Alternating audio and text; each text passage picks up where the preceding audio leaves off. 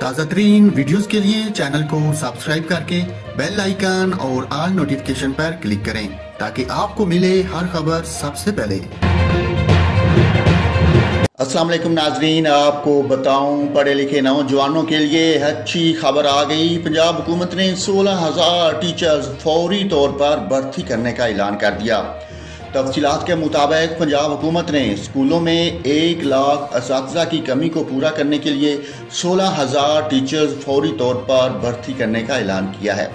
असातिज़ा की भर्ती पंजाब भर में कायम मुख्तलिफ सरकारी स्कूलों के लिए की जाएगी। असातिज़ा की तादाद में हर साल इजाफा किया जाएगा।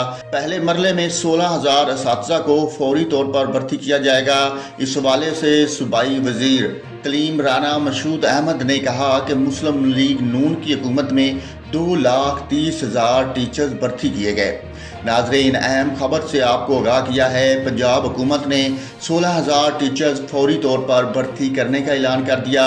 तफसीलात के मुताबिक हुकूमत पंजाब ने स्कूलों में 1 लाख असातिज़ा की कमी को पूरा करने के लिए 16,000 टीचर फौरी तौर पर भर्ती करने का हुक्म दे दिया।